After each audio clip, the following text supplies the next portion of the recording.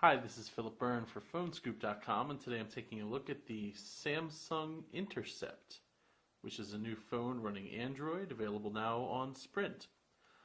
And you might want to call the Intercept a Samsung Moment sequel. After all, it runs a fairly basic version of Android.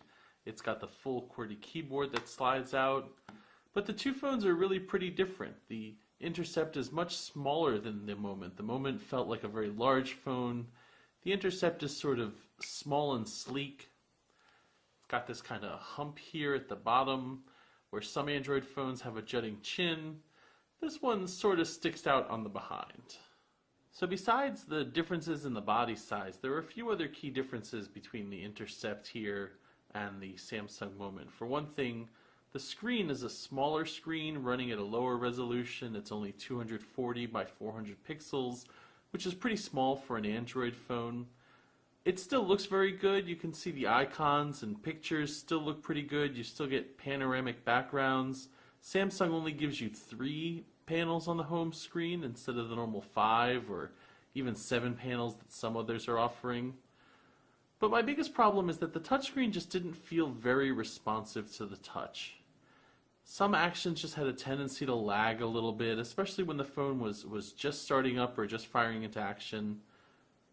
And it just didn't feel as responsive as I like to feel on a modern smartphone.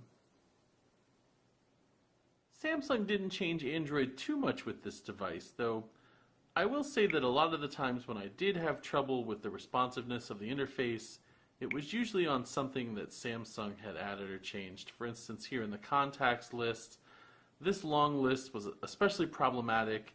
I sometimes couldn't get this letter track over here on the right side to pick up my finger input, and sometimes the contact list just behaved strangely. For instance, here you can see it sometimes picks up taps when it's not supposed to. The contact list will integrate your Facebook contacts, as well as your Twitter contacts and your Google contacts.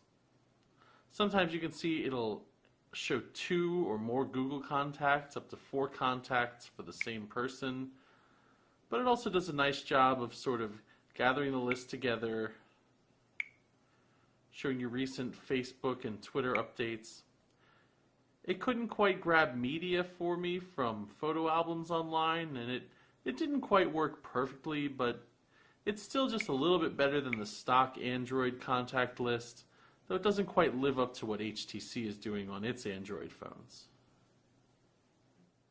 Samsung says that the Intercept here will get an upgrade to Android 2.2 sometime in the future, which could be a key selling point of this phone over the Samsung Moment. Since the Moment does have a better screen, it seemed to be a little more responsive, gave me a little less trouble. The phone comes with some of Sprint's own custom software. You've got Sprint's new football software to replace their NFL mobile software. You've got Sprint Navigation, which is a free turn-by-turn navigation service, though Google Maps on this phone also offers free turn-by-turn navigation. There's Sprint TV, there's an ESPN app, there's a whole bunch of apps. The small screen size didn't really cause too many problems with Google Android apps running on this phone. Some more advanced apps like Photoshop Mobile ran just fine. Of course, Facebook and Twitter ran fine.